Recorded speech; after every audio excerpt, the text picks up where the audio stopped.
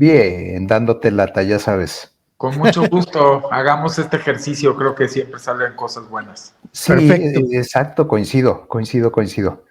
Antes de iniciar Sí, el debate, déjenme presentarlos brevemente.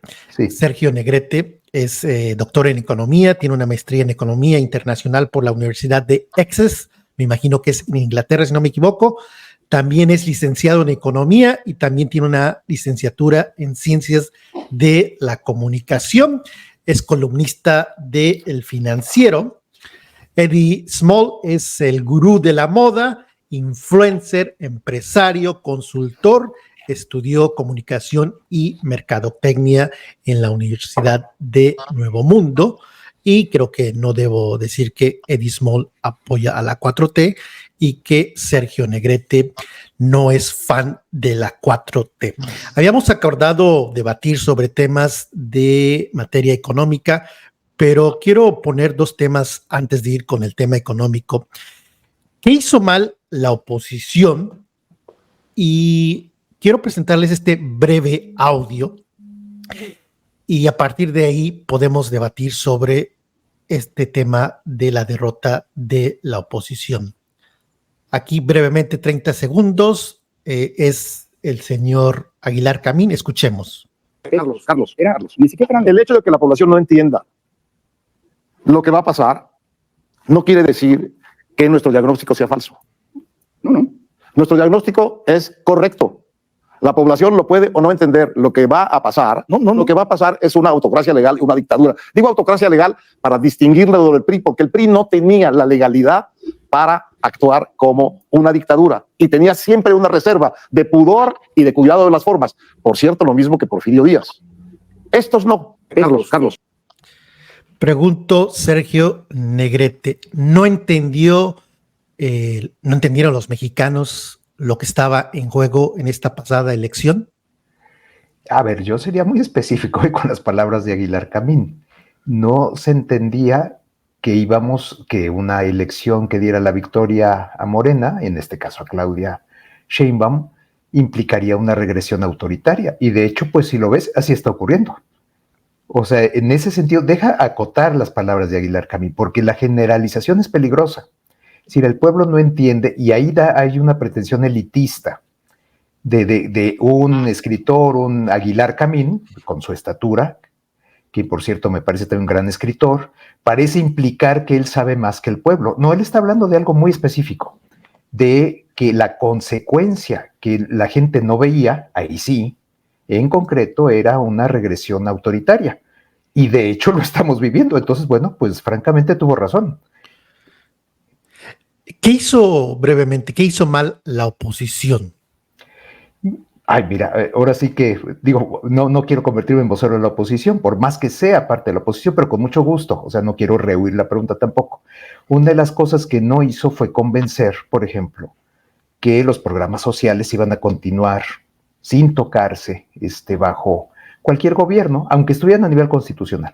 No convenció, puede entenderse que mucha de la población, eso lo veo muy comprensible, dijera, bueno, prefiero al que de seguro, al que creó la política social que ahora estoy siendo beneficiario, y no a quien me dice que la va a continuar, pues prefiero el original y no, vamos a decirlo así, una copia.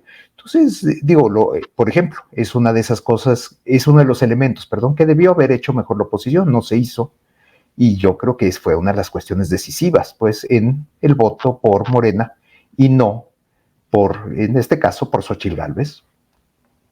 Eddie, ¿coincides con Sergio Negrete en el diagnóstico? No, yo creo que sería muy difícil como simplemente sintetizar y decir que la oposición perdió por no haber podido explicarlo en los programas sociales. Me parece que sería pues muy acotado, ¿no? La opinión, cuando realmente sabemos que la oposición trae un lastre cargando de muchas décadas, de mucha injusticia social, de mucha creación de esquemas de impunidad y de corrupción, que han derivado en todo este esquema también que hemos ido dando sexenio tras sexenio, independientemente del partido que sea, de inseguridad, de todo este tema de violencia. Yo creo que hay que irse al origen, ¿no? Y me dio mucha curiosidad que Aguilar Camín de pronto citó a Porfirio Díaz, pero casualmente pareciera que mucha parte también podríamos tomarla del origen de don Porfirio. Don Porfirio fue alguien que, por un lado, invirtió muchísimo en la parte de infraestructura y de trenes y de muchas cosas en el país, pero por el otro lado era un dictador, o sea, sí lo fue. Y sí lo fue. Entonces nos dice Aguilar Camín que era un dictador light, ¿no? Bueno, en sus palabras nos trata de decir, ¿no? Así como de, no, pues es que con el PRI y el PAN, aunque tenían ellos, pues sí, cierto poderío, siempre fue prácticamente nos dice que una dictadura light, y entonces refiere a Porfirio Díaz, ¿no? Yo creo que hay que entender que el pueblo se cansó justamente por todas las causas injustas, ¿no? Y por eso digo justamente por todas las causas injustas, porque definitivamente el no haberles garantizado equidad de oportunidad, pues limitó completamente al pueblo que se pudiera desarrollar. Y cuando yo digo no garantizar equidad de oportunidad, es que el pueblo, y hablo todo el pueblo mexicano, no tuvo un acceso equitativo a servicios de salud gratuitos, cercanos, eficientes y de calidad durante décadas y décadas y décadas. Tampoco los tuvo en el servicio de educación, tampoco los tuvo en garantizarles que todos tuvieran una vivienda digna, un techo digno y donde se pudieran de alguna manera cubrir. Por supuesto que el alimento vasto y nutritivo, que es tan importante en los primeros 8 años de edad, cuando se desarrollan los niños en su parte también cognitiva, y por supuesto que física. No haber garantizado servicios de transporte que realmente pudiesen acercar la escuela, acercar todos estos servicios de salud a tanta gente que quedó aislada y marginada. Hubo mucho tema de entrega de programas sociales en el pasado, en décadas anteriores, pero pues como se hacía mucha parte en efectivo, pues fue muy opaco, completamente opaco, y eso no le dio certidumbre, y no había lo que hizo este gobierno, que hay que reconocer solo a la 4T, mucha formalidad en el tema de los programas de asistencia social, ¿no? Los programas sociales, como el tener la tarjeta, como el hacer toda la parte del llenado correctamente, cómo estar... yo no sé, esto es algo de lo que no se platica, pero el gobierno monitorea periódicamente que la gente a la que se le está entregando programa social siga viva. Y eso es algo que a lo mejor no saben, pero a veces les exigen, cuando por ejemplo son a lo mejor discapacitados, que tienen que tomarse una foto y tiene que ser con el periódico del día actual. O sea, hay muchas cosas que quizás no se saben y que el gobierno sí ha cuidado para evitar en la menor manera la corrupción, y sí le dio formalidad a los programas sociales. Y bueno, pues a final de cuentas hubo algo que me llamó la atención de Sergio, ¿no? Que dijo, pues es que a lo mejor optaron por votar por quien, pues a final de cuentas sí hizo el esquema de los programas sociales. Yo creo que el pueblo le dio un voto de confianza otra vez a la 4T porque no le falló, porque la 4T sí trajo los programas sociales a darles formalidad, pero encima los hizo rango constitucional en muchos de los casos de ellos. Y con eso hay un mensaje implícito a la población que creo que no se ha querido discutir esto. Es decir, yo llegué en 2018 a gobernar, estoy hablando como yo, la 4T, vamos a decirlo así, llego en 2018 a gobernar, pongo los programas sociales, les doy formalidad, les doy curso, les doy revisión con las personas que ayudan de la nación, y encima de todo elevo a rango constitucional para así, si yo mañana pierdo el poder, garantizarle al pueblo que no va a volver a perder esos derechos adquiridos que ganó en este periodo de gobierno, si lo quieren ver así.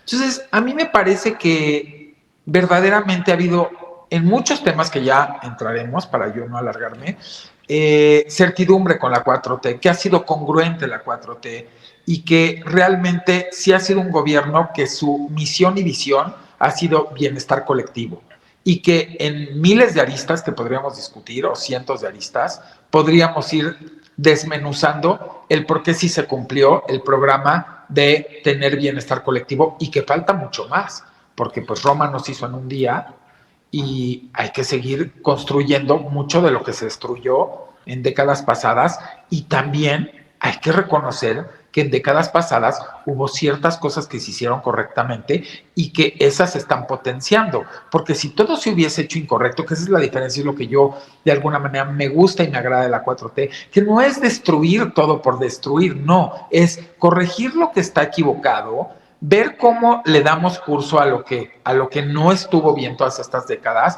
pero también rescatar lo que sí estuvo bien y potenciarlo. Ahí tenemos el IMSS. El IMSS no nació en la 4T.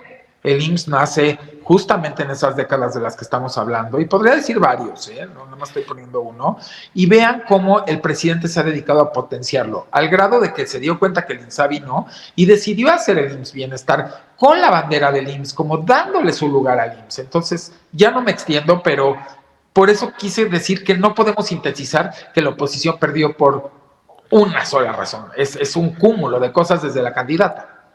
Sergio, tu réplica a esto y preguntarte también sobre la repartición de los diputados, representación proporcional, justo o injusto, pero si puedes replicar a lo que dice Eddie Small.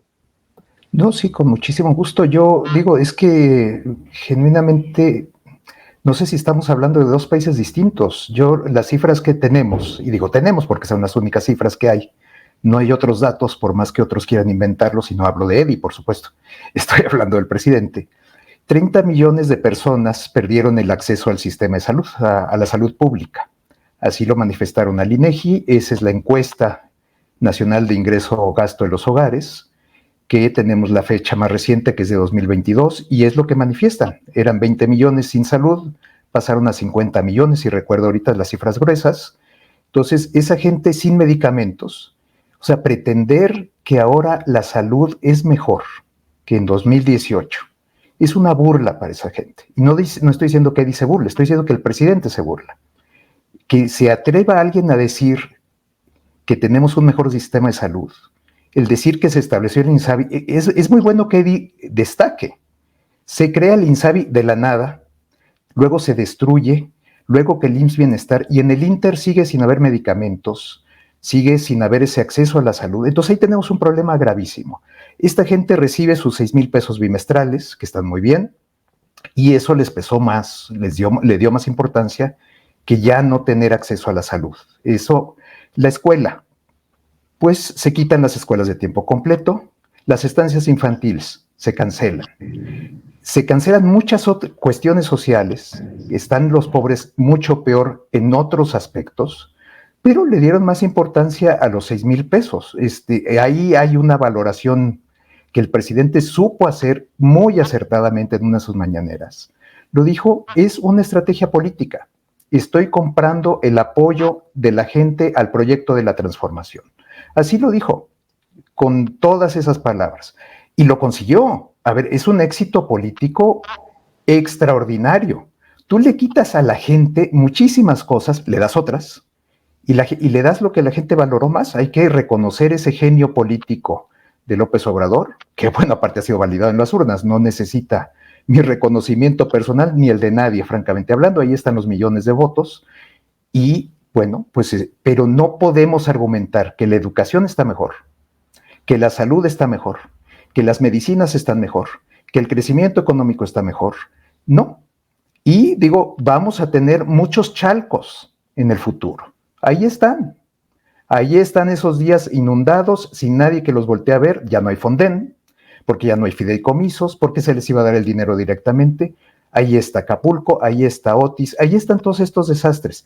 Pero tenemos la victoria política. Entonces, digo, realmente yo aquí sí, pero no es una respuesta a Eddie, es realmente también, o sea, es un gusto estar con él, intercambiar con él, pero es una respuesta a quien trae toda esta visión, y es la visión de la 4T, de decir que todo está mejor. No, es que muchísimas cosas están peor, y se vale la pregunta, entonces, bueno, entonces, ¿por qué siguen votando por la 4T? Pues tenemos la respuesta. Por eso fue mi énfasis, no digo que sea la única razón, por cierto, pero sí es mi énfasis decir, bueno, ¿cómo es que ganó una vez más Morena en la elección? Pues con esta clase de estrategia que ha dejado mucho peor en muchos aspectos a muchas personas, pero bueno, estas personas aún así, a pesar de ello, están apoyando políticamente a la 4T. Entonces, pues es un proyecto de nación que está vigente, que va a seguir, yo supongo, con Claudia Sheinbaum. No, ella no ha dicho en ningún momento, por ejemplo, que regresen las estancias infantiles. En medicamentos, pues ya veremos, ojalá en algún momento. Llevan años ofreciendo que ya van a estar los medicamentos. todos estos años. Lo del sistema de salud tipo Dinamarca, bueno, ya es una burla absoluta, por supuesto, pero refleja al presidente, refleja esa clase de visión mesiánica de gracias a mí vamos a tener un sistema de salud escandinavo. Bueno, pues ahí están afuera del IMSS y de tantos otros lugares, del ISSSTE, más bien están afuera del doctor Simi, porque se han ido a la medicina privada, y vaya que esto es decir medicina privada, esto es bastante fuerte, pero han optado por ir a la farmacia del doctor Simi porque no hay lugar, no hay médicos, no hay medicinas. Y estos son hechos, no son imaginaciones, no son cosas que quisiéramos ver. Es algo que siempre hemos dicho mucha gente, y estoy seguro en la oposición y en la 4T, pero sobre todo, bueno, en la oposición. Ojalá que nos equivocáramos, ojalá que el país estuviera mucho mejor en todos estos aspectos. Pero pues la gente le gustó su dinero en efectivo, lo prefirió a los programas sociales que había anteriormente, unos que condicionaban, por ejemplo, que el niño fuera a la escuela, que el niño tuviera sus vacunas, y entonces se le entregaba el dinero preferentemente a la mamá del hogar. Pero pues no, se optó por el programa universal. Hay algo negativo ahí, le estás dando dinero a gente con mucho dinero. Ojalá ese dinero se usara en otra cosa, pero bueno, se puede entender la generalización, la universalización, pero tenemos en muchos aspectos un país mucho peor. Y ojalá, aunque no lo espero, francamente, que se corrija el rumbo, que sea una corrección de esto, porque si no, bueno, pues muchas gentes van a seguir peor. Quizás seguirán votando por Morena, de hecho sea de paso, gracias a estos apoyos en efectivo, que mucha gente ha valorado de una manera extraordinaria, ha dignificado a muchos hogares, gente mayor que ahora trae unos pesos al hogar, le ha dado dignidad a muchos ancianos. Creo que eso es algo muy importante a destacar. Y por lo tanto también algo que explica pues la victoria de la 4T una vez más en la última elección. Eddie, ¿tu réplica? Sí, yo creo que simplemente yo escucho a Sergio y prácticamente la mayoría de los conceptos pues me la pasé escuchándolos durante toda la campaña de diversas voces. Y yo lo que creo es que hay que irnos a los números. El Coneval fue muy claro en el tema de todos los millones de personas que salieron de pobreza, más de 8 millones de personas de mexicanos salieron de la pobreza general, vamos a llamarle así, para que sea justo en la casilla donde lo expresó el Coneval. Por supuesto que mencionamos lo del INSABI, y no es una cosa que hasta el presidente ha dicho que esa es una de las cosas que más lamenta en el tema de que no funcionó de su gobierno, y lo ha dicho abiertamente en las mañaneras, eso no es un tema que no, y de ahí es que Viruy dijo, vamos al IMSS Bienestar, el IMSS es una institución sólida, es una buena institución, es una institución que tiene una palanca que puede potenciar este sistema de salud colectivo, donde nadie se quede sin salud, y finalmente tienen que entender que venimos de corruptelas, lo que yo les explicaba, ¿no? O sea, Sergio menciona lo de los medicamentos, pero pues se le olvida o a lo mejor no lo sabe, pero si se tuvieron que tomar ciertas decisiones con el tema de medicamentos, fue derivado de la corrupción. Efectivamente, hay que hacer las cosas, siempre esto me lo decía mi abuelo, siempre acuérdate de que cuando muevas algo, no se te mueva otra cosa, ¿no? Entonces, creo que a final de cuentas se buscó que toda esta corruptela que había en los medicamentos, que creo que ya se ha discutido demasiado y no me gustaría darle vueltas, que pues de alguna manera había grupos que se dedicaban a concentrar la venta de medicamentos en décadas pasadas y en sexenios pasados. Pues eso no era el deber ser, porque encima inflaban los precios, encima hacían de vender referencias que muchas veces ya estaban hasta descontinuadas por los laboratorios y solamente era ahí un tema muy extraño. Había mucho medicamento también que se les vendía caduco. Yo creo que hay que ir mucho más al fondo del por qué finalmente la 4T se le volvió a dar el voto, porque esto no es como magia. Si realmente, por ejemplo, Peña Nieto hubiera hecho tan buen gobierno, pues el país hubiera refrendado el voto otra vez con Peña Nieto, ¿no? O si a lo mejor Calderón hubiera hecho tan buen gobierno, pues entonces el país hubiera refrendado al PAN en el gobierno. Creo que no estamos entendiendo que el pueblo, como se refirió Aguilar Camín, que dijo, creo que el pueblo no entendió. El pueblo entiende mucho más de lo que la gente cree. El pueblo está más informado de lo que la gente cree. Y cuando digo el pueblo, de todo México, hablo de todos. O sea, cada quien en su entorno tiene cierta información y cada vez está más informada. Habemos unos que hacemos más análisis, habemos unos que podemos compartir más información, pero cuando dice Sergio, es que estamos hablando de dos países distintos, efectivamente, sí estamos hablando de dos países distintos. ¿Por qué? Porque antes de López Obrador no existió una pandemia. No existió una pandemia del grado que existió, que devastó a todo el mundo, económicamente, socialmente, físicamente, de todos los mentes que le quieran llamar, moralmente, mentalmente, espiritualmente, emocionalmente, fue devastador. Y entonces sí tenemos que hablar de dos países, porque tú no puedes hablar de un gobierno con vacas gordas, con ingresos petroleros récord, como lo fue el de Calderón, versus un gobierno que le cae una pandemia, que se le viene encima, a final de cuentas, todo eso sin decir agua va, como le pasó a todo el mundo, y que encima los precios del petróleo llegaron hasta negativos. Y por supuesto que como es una pandemia, pues entonces si tú eres el principal exportador, vamos a decir, para la primera economía del mundo, la principal, y todos están cerrando y todas las economías se contraen, pues obviamente que mis respetos, y como se lo dijo el presidente de BlackRock, porque eso a mí me gusta que la gente lo sepa, y Sergio lo sabe también. El presidente de BlackRock le reconoció al presidente López Obrador que fue uno de los presidentes del mundo que mejor manejó la economía en pandemia. No podemos comparar de ninguna forma, y no nada más BlackRock, también el FMI, el Fondo Monetario Internacional también se lo reconoció en su momento a López Obrador.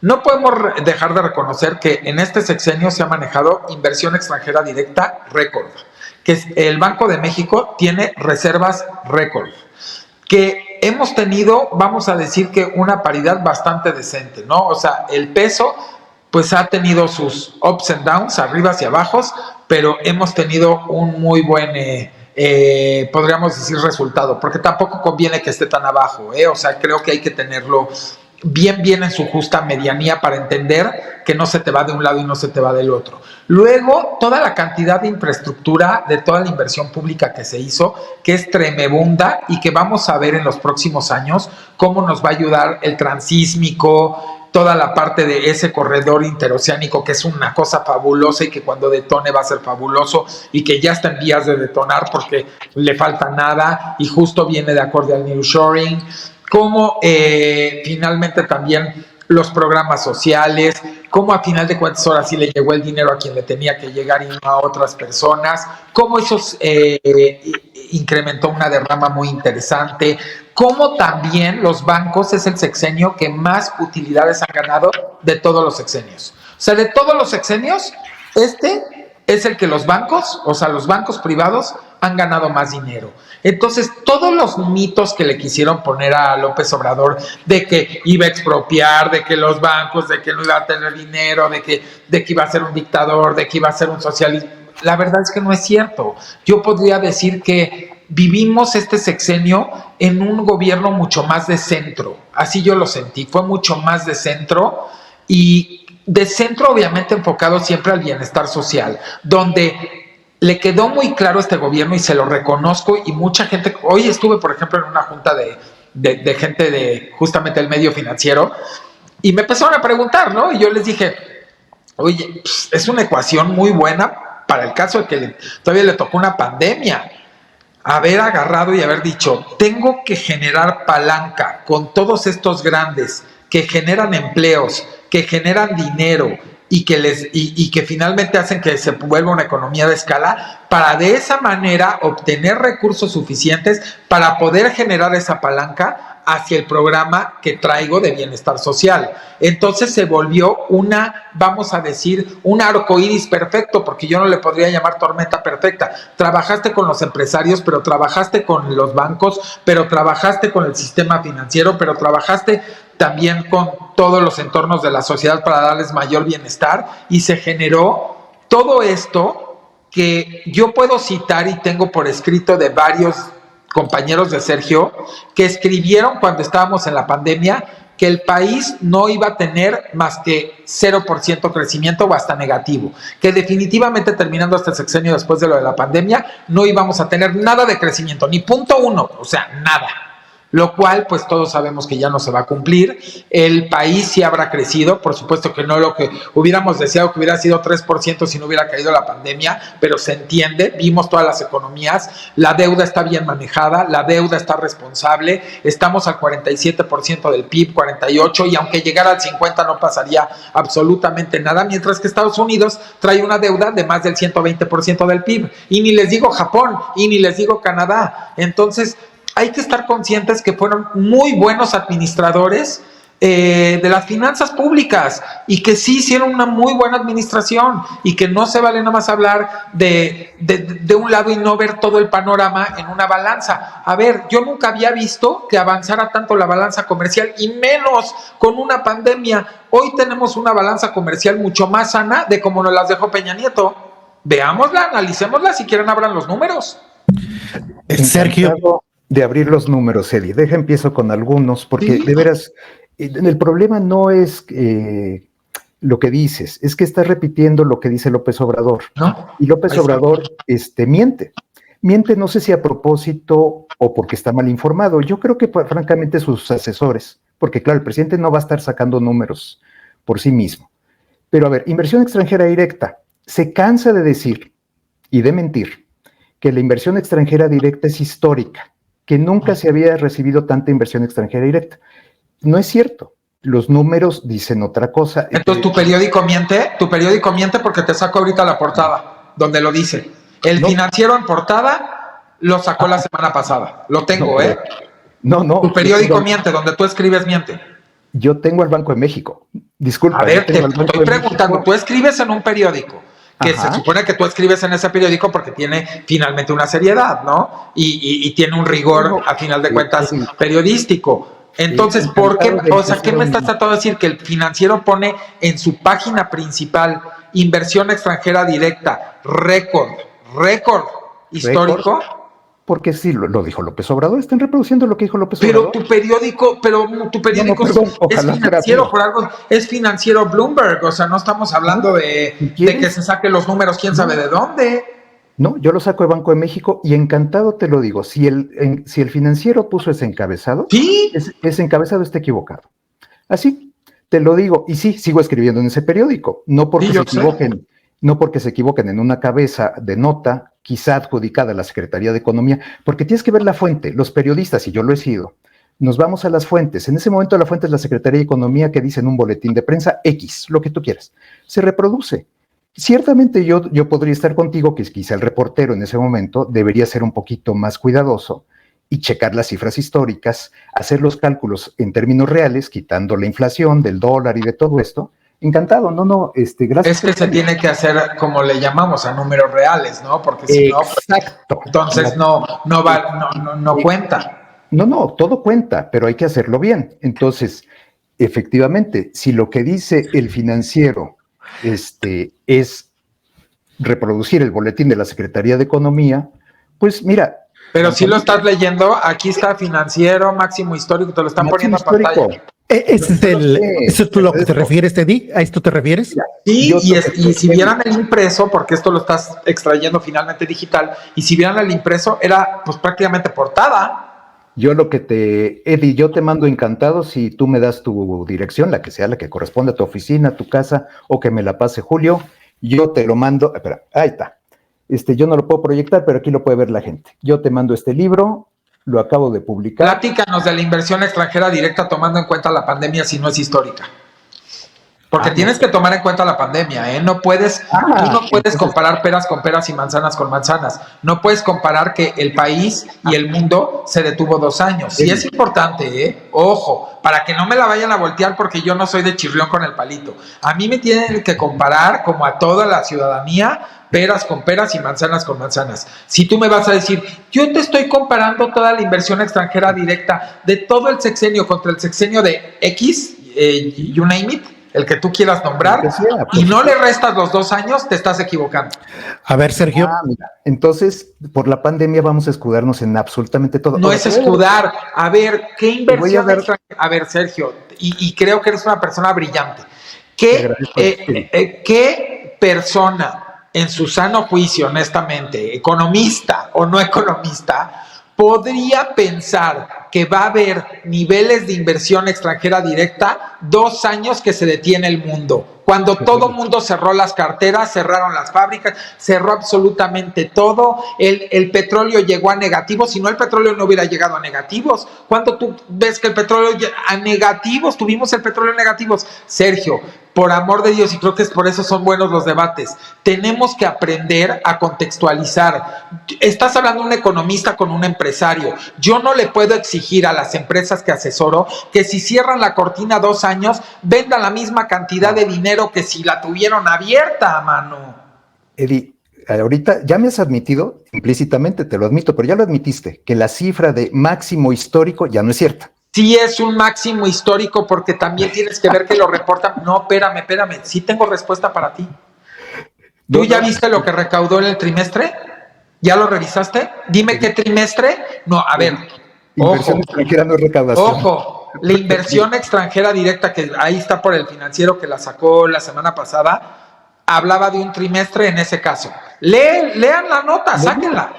Yo te estoy hablando de todos los años acumulados del sector. Y no me puedes comparar eso, Sergio, porque estuvieron 2 años cerrados. Entonces, quítale esos 2 años. A ver, hagamos este ejercicio, ponderemos, porque entendemos de ponderar. Órale, va que va, y te lo voy a aceptar por esta ocasión. ¿Qué es lo justo? Es que es lo justo. Ve la inversión extranjera nueva en el primer trimestre. Espérame. Es que yo te estoy pidiendo una ponderación. Agarremos los años en que estuvo en curso normal la nación, no los que estuvo en la pandemia cerrado, y comparemos con 4 años de Peña Nieto o con 4 años de Calderón.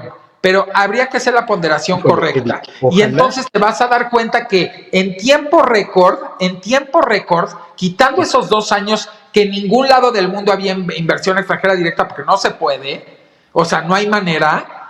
Ve lo que recaudó 4 contra 4, 4 años contra 4 años. Aquí tienes la gráfica. Sácalo, réstale los 2 años de pandemia, réstale 2 años a Peña Nieto. Aquí va. Y réstale 2 años a Peña Nieto. No, aquí está la gráfica histórica. No hay caída en la pandemia. Vuelvo al punto, Sergio. No hay caída. No, es que no hay caída en la pandemia. Sergio, no tiene los niveles en pandemia de inversión extranjera directa que tiene ahorita. ¿Cómo crees? De la pandemia ahorita recaudamos 31 mil millones de dólares, la última cifra solamente en el último tramo. Es inferior a Peña Nieto. No estás... A ver, Sergio, no estás entendiendo. Lo entiendo perfectamente. Estás queriendo poner todo un sexenio con un sexenio. Yo te lo voy a también mandar por escrito a tu correo y te voy a lápiz, te voy a poner cómo están las cifras reales, para que tú me entiendas a lo que voy. No puedes comparar te lo voy a decir a nivel empresa.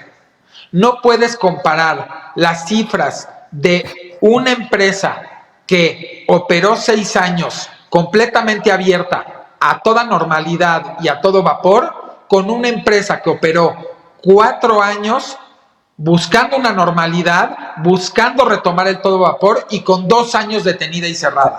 No se puede. Eso no son peras con peras ni manzanas con manzanas. Eso es querer comparar y no tomar todos los factores directos e indirectos que impactan en cualquier cifra y cualquier indicador del mundo, hasta de la deuda